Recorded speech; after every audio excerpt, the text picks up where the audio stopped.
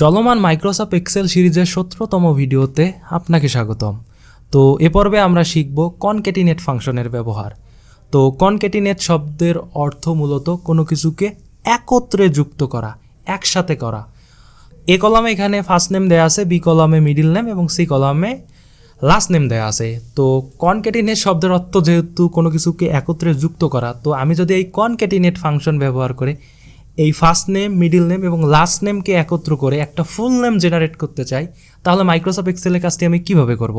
Very simple, equal sign concatenate তারপর first bracket.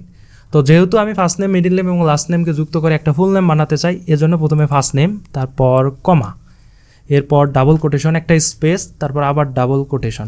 কেন আমি ডাবল কোটেশনের পর একটা স্পেস দিলাম? কারণ ফার্স্ট নেমের পর একটা স্পেস থাকবে, তারপর মিডিল নেম হবে, তারপর আবার কমা, এরপর মিডিল নেম দিয়ে দিলাম, তারপর আবার কমা, ডাবল কোটেশন, আবার স্পেস, কারণ মিডিল নেমের পরও একটা স্পেস থাকবে, ডাবল কোটেশন, আবার কমা, এরপর লাস্ট নেম। এরপর আর কোনো কোটেশনের দেওয়ার দরকার নেই। এরপর ফার্স্ট ব্র্যাকেট ক্লোজ, তারপর ইন্টার।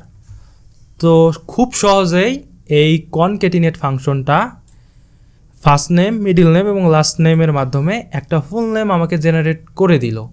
তো যেহেতু আমরা কোটেশনের মাঝে এক একটা করে স্পেস দিয়েছিলাম, যার কারণে এখানে প্রতিটা নেমের পর এক একটা করে স্পেস দেখা যাচ্ছে।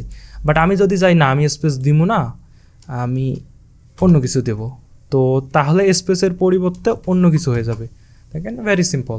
তো সবসময় যে আমার হাতের ডাটা হিসেবে নামই থাকবে ব্যাপারটা তো এমন না। অনেক সময় আমার হাতে সংখ্যাও থাকতে পারে। জাস্ট আমি একটা তারিখ দিয়ে যদি কোনো কিছু জেনারেট করতে চাইতাম, তাহলে ব্যাপারটা কেমন হইতো?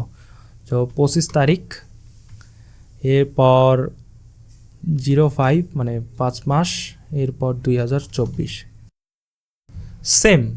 তো যদি আপনার কখনো কোনো কিছু এভাবে যুক্ত করার প্রয়োজন পড়ে, তাহলে অবশ্যই কনক্যাটিনেট ফাংশন আপনাকে অনেক হেল্প করবে। তো আই হোপ বুঝতে পারছেন।